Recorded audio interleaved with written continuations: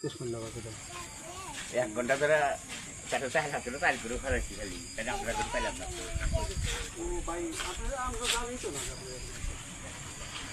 এইটা হচ্ছে বাড়ির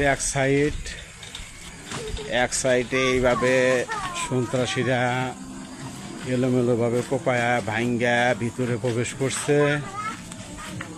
এইটা বাড়ির এক সাইড, প্রায় 20-25 জন অজ্ঞাত লোক এসে এরকম হামলা করছে। এটা বাড়ির আর এক সাইড, বাড়ির জানালার সাইড, এইভাবে সব কিছু ভাঙচুর করছে। এই সন্ত্রাসীরা সন্ধ্যার পরে 7টার দিকে এসে এরকম ভাঙচুর করে, এরপরে ঘরের ভিতরে প্রবেশ করে যা যা ছিল সব কিছু নিয়ে যায়। চলেন আমি আপনাদেরকে আবার ঘরের ভিতরে চলে যাই, ঘরের ভিতরের অবস্থা আপনাদেরকে দেখাই। বাড়ির ভিতরের অবস্থা আমি আসছি, এই তো প্রায় গেট পাইতেছি, সামনে গেট। এই হলো অবস্থা, এই যে গেট, এই গেট দিয়ে প্রবেশ করলাম। এইটা এই অবস্থা, এই যে প্রথম ঘরের এই অবস্থা। এই যে সন্ত্রাসীরা সব এলোমেলো ভাবে সব ভেঙ্গে চুরে যা যা ছিল সব কিছু নিয়ে গেছে। এটা রান্নাঘরে রান্না করে খাওয়ার মতো কোনো কিছু নাই। হাঁড়ি পাতিল যা ছিল সব নিয়ে গেছে। এইদিকে এই যে আসছে, এবার মেন ঘরে ঢুকি। মেন ঘরে এই দেখেন সর্বপ্রথমে ফ্রিজ, এই ফ্রিজটা কিভাবে ভাঙছে। এদিকে এই সন্ত্রাসীরা ভাঙছে, ওদিকে ভাঙছে। ফ্রিজের সাইডে কিছু নাই, এই বিছানাপত্র সব কিছু এলোমেলো করে ফেলাইছে। ফ্রিজে যত মাল সামান ছিল সবগুলো নিয়ে গেছে। বাক্সের ভিতরে টাকা পয়সা অলংকার যা ছিল সব নিয়ে গেছে। এই যে আর একটা বাক্স, এটার ভিতরে যা ছিল সেটাও নিয়ে গেছে। এই হলো শোকেস, গ্লাস বাইরা ভাঙ্গা, এর ভিতরে যা ছিল সব কিছু নিয়ে গেছে। উপরে সিলিং ফ্যান ছিল ঘরের, একটা সিলিং ফ্যানও নাই, সব সিলিং ফ্যান খুলে নিয়ে গেছে। ভোটটাও খোলার চেষ্টা করছে, বিদ্যুতের ভোট, এই ভোটটা পর্যন্ত নেওয়ার চেষ্টা করছে, কিন্তু এই বিদ্যুতের এই কারেন্টের ভোটটা নিতে পারেনি। বিছনার চাদর নিয়ে গেছে। এক কথায় এদের থাকার মতো আর কোনো কিছু নাই। এখন আসেন, এদের একটা বৈদ্যুতিক মোটর ছিল, এরা প্রজেক্ট করে, অর্থাৎ ইরিগেশনের প্রজেক্ট করে, তাদের বৈদ্যুতিক মোটর ছিল, সেটাও নিয়ে গেছে।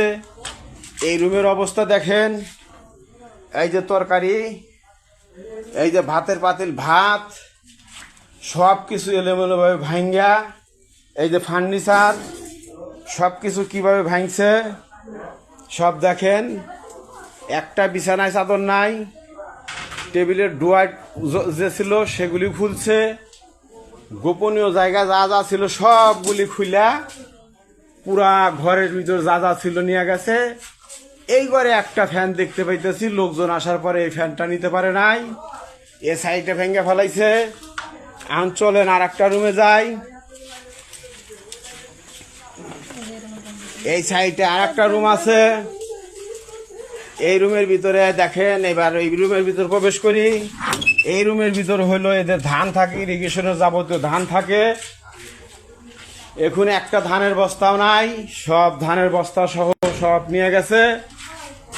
এইখানে সব ধান রাখছিল, এই দেখেন ধান পড়ে রয়েছে। এই যে ধান এইখান দেয় প্রজেক্টে ইরিগেশনের যত ধান হয় এবারে রাখতো। এবারের বিছনা চাদরটাও নিয়ে গেছে, এবারের ফ্যানটাও নিয়ে গেছে।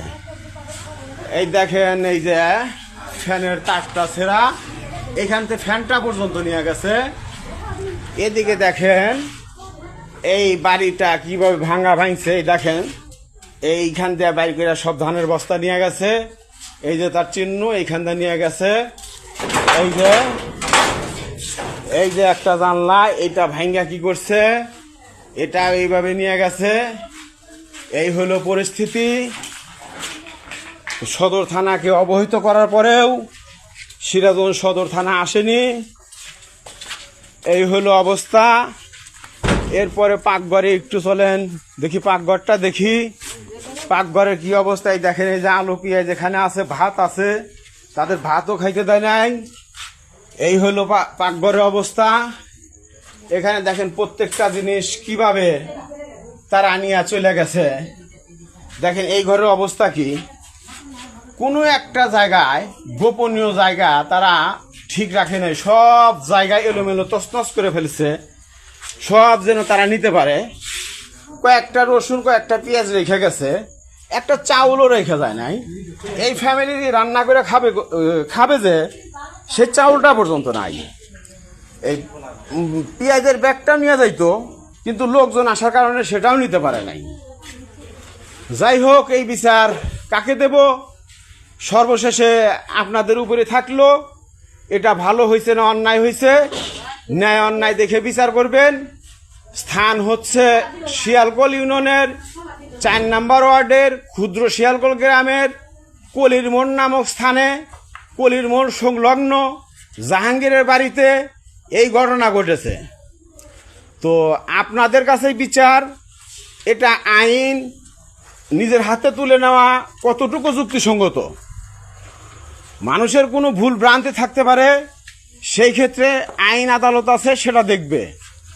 মানুষজন যদি এইভাবে তাদের আইন হাতে তুলে নেয়, তাহলে আইন প্রয়োগকারী সংস্থার কাজ কি? এবং বিচারালয়েরও প্রয়োজন নাই। প্রত্যেকটা, এটা একটা খড়ির ঘর, খড়ির ঘরের ভিতরে ঢুকে তছনছ করে ফেলছে, খড়ির ঘরটাও ঠিক রাখে নাই। তো এই হলো অবস্থা। সর্বশেষে সবাইকে সালাম জানিয়ে আজকের মতো এখানেই শেষ করছি। আসসালামু আলাইকুম ওয়া রাহমাতুল্লাহ।